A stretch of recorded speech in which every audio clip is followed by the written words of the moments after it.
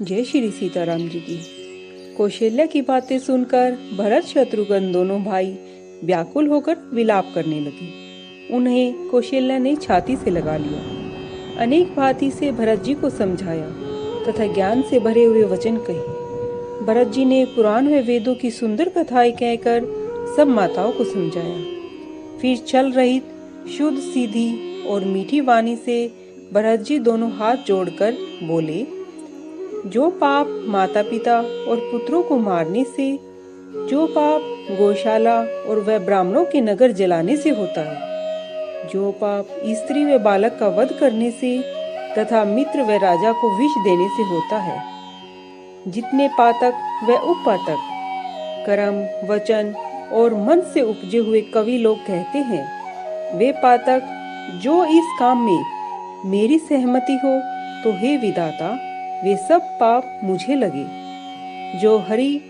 हर के चरणों को छोड़कर भयंकर भूत गुणों को भजते हैं, हे माता जो इस काम में मेरी सम्मति हो तो उनकी गति विधाता मुझे दे।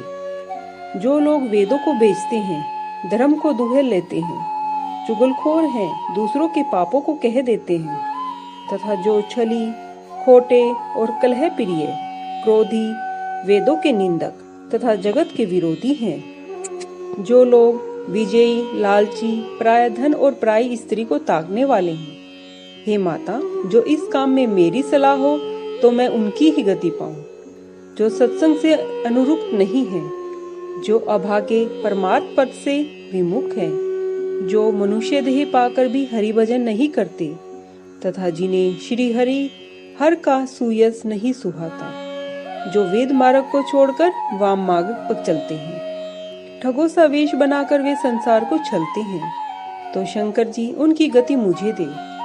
हे माता जो मैं इस भेद को जानता हूँ तो मैं सब पाप का भागीदार हूँ।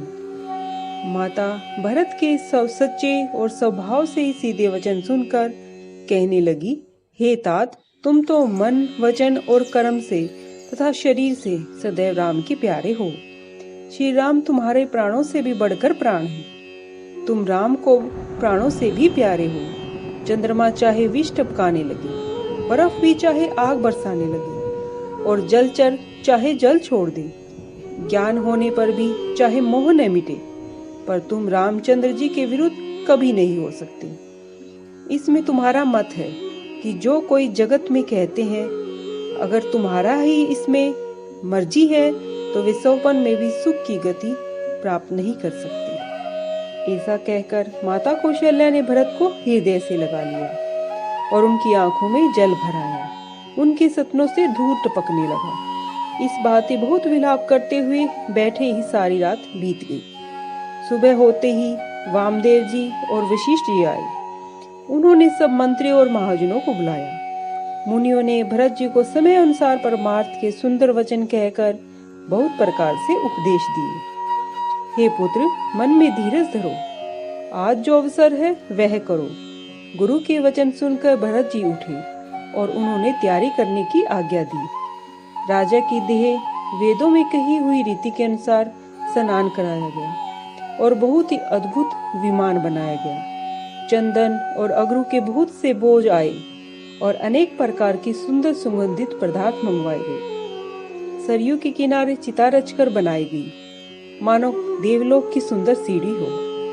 इस विधि से भरत जी ने सब दाह संस्कार किया। फिर विधि पूर्वक स्नान करके तितांजलि दी।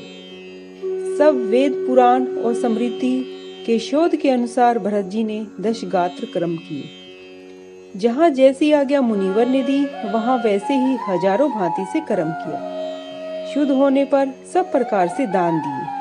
गायें, घोड़े आदि अनेक सवारियां, सिंहासन, गहने, कपड़े, अन्न, धन और घर भरत जी ने दान दिए। ब्राह्मण इसे पाकर तृप्त हो गए। पिता के निमित्त भरत जी ने जैसी करनी की, उसका लाख मुख से भी वर्णन नहीं किया जा सकता। फिर शुभ दिन शोध कर मुनिवर वशिष्ठ जी ने मंत्री और सब महाजनों को बुलाया। वे सब जाकर राजसभा में बैठे। तब मुनि ने भरत शत्रुघ्न दोनों भाइयों को विवाह बुलवा लिया। भरत जी को वशिष्ठ जी ने अपने समीप बिठाया और नीति और धर्म संबंधी वचन कहने लगी। मुनिवर ने पहले तो सब कथा कह सुनाई, किस प्रकार खोटी केकई ने करनी की थी। फिर राजा के धर्म, सत्य और व्रत की बड़ाई की, जिन्होंने देह त्याग कर प्रेम को निभाया। श्री राम जी के गुण, शील और स्वभाव का वर्णन करते करते मुनिजन के नेत्रों में जल भर आया, शरीर पुलकित हो गया। फिर लक्ष्मण जी व सीता जी की प्रीति के वर्णन करते हुए शोक व स्नेह में मगन हो गए। जय श्री सीताराम जी की।